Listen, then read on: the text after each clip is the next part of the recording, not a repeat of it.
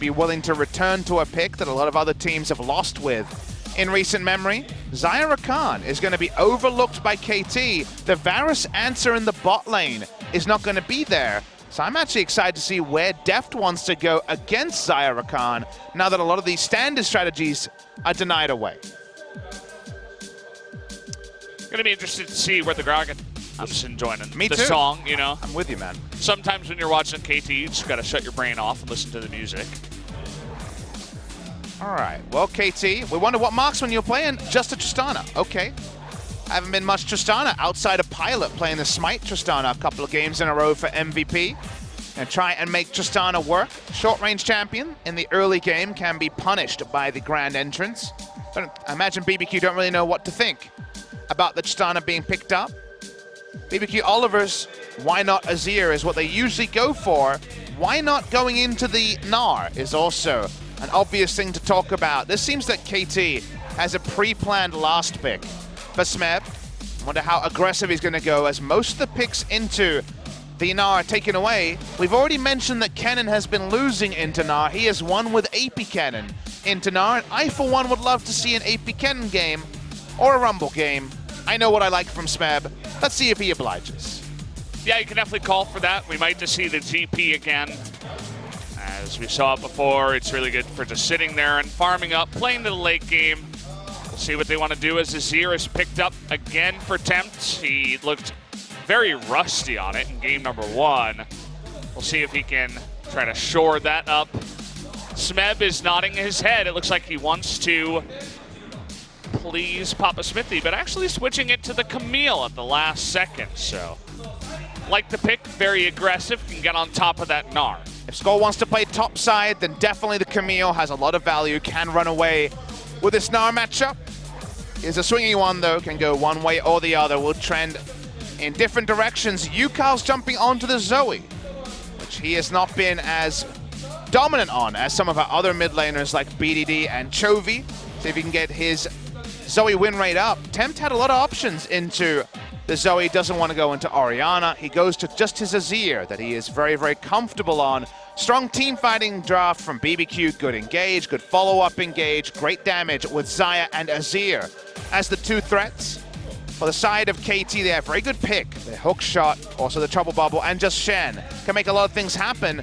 But KT once again have gone for one of these very weak 2v2 duos. Xayah Rakan should definitely give Tristana Shen a lesson in lane control. But Deft and Mata are also a stronger laning duo than their opponents. And let's see if Score will try to turn this game with an early gank. Yeah, you mentioned Score. We'll see if he hangs around the top side, helps Smeb get ahead in that swingy matchup, or if he returns to the bottom side. We've seen what Mata can do with his engage on the Shen. You were talking about skill in the bottom side. Definitely the Deft versus Ghost matchup is one where I'd say there's a large gap, but also Smeb versus Craig popped. As, yeah, when you miss everything on a only skill shot champion, it's not going to work out for you. Looking for the knock-up here on Amada. They get it in first blood. We were just talking about it down in the bottom side. Deft now trying to kill Ghost is going to step forward.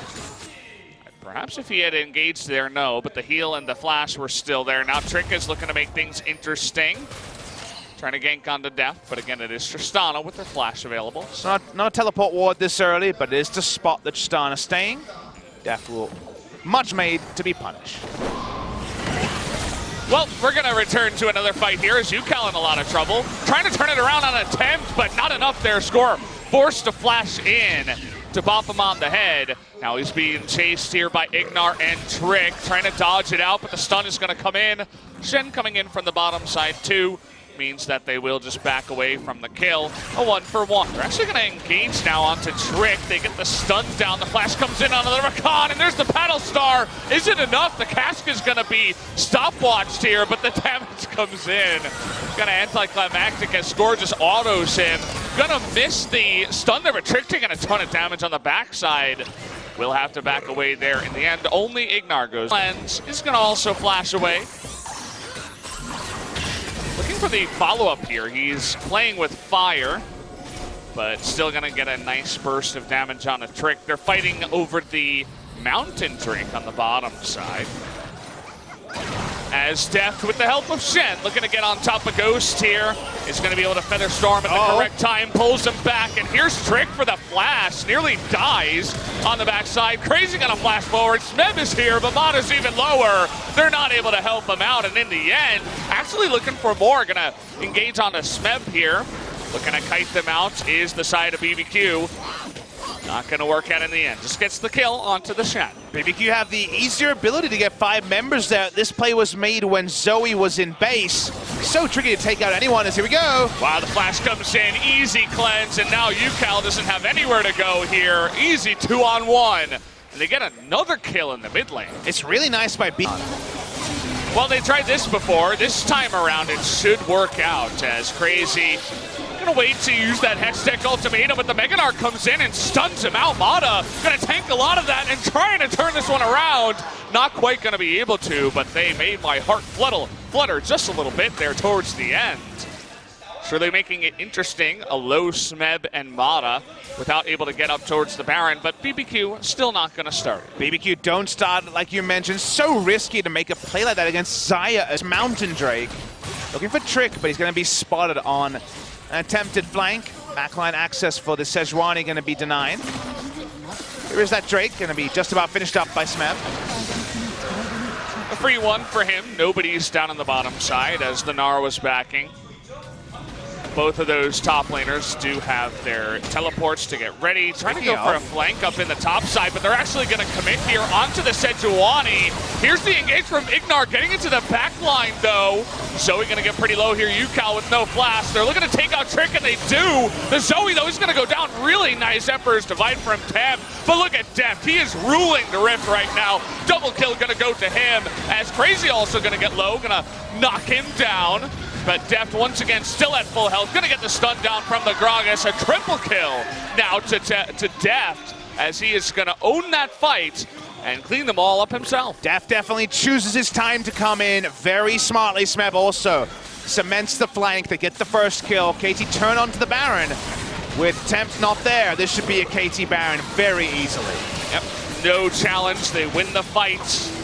And nicely done. They engage onto the Sejuani, and I was thinking maybe it wasn't going to be enough. You know, they perhaps didn't have enough damage, but it was just barely enough. It was a little bit messy, but still KT able to come out ahead. So they have a ward behind Trick's position. They see Trick.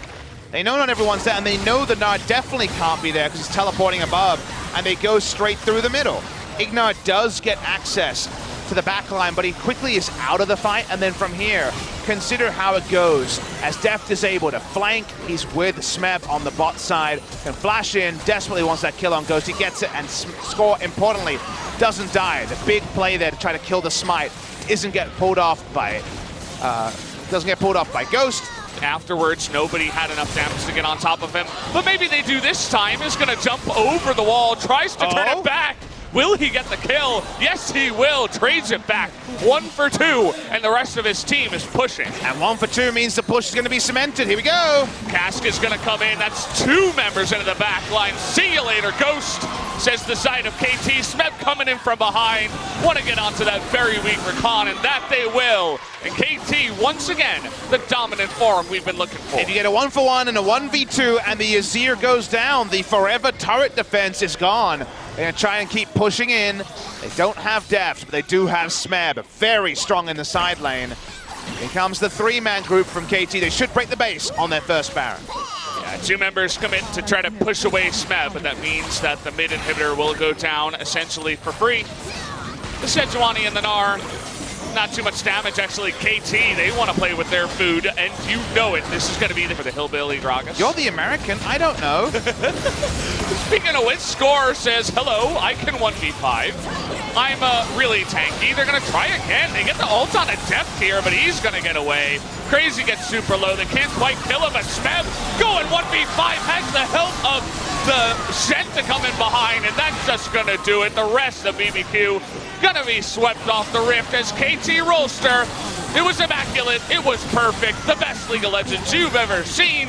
They're gonna be able to take the 2-0 over BBQ. A lot of people wondered what they would get when KT met BBQ on this day. I knew exactly what we would get.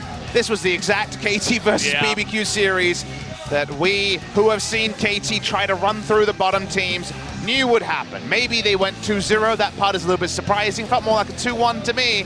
But KT Rolster to close it out. Smeb goes big on the Camille to end it. And that means that KT Rolster will move into second place, only behind Griffin on the standings. There you have it. They're slowly moving up, and some more teams for them to fight up against. They definitely have some of the... From his Shen, and that meant enough. This is the sort of game that you usually see from KT against the bottom teams. They're not necessarily as inspired as they are against some of the top teams that really get that next gear out of KT. But this one, stuck in second gear, they do get through BBQ Olivers. They win 2-0. In the end, from 30 to 35 minutes, the game is decided. And we'll see who the MVP voters have voted on for the MVP. Yeah, you know, you look at the damage. Not sure about that voice crack. That's not the MVP of this cask. Who is it going to be? Let's wait and see, rather than guessing, is going to be Smeb.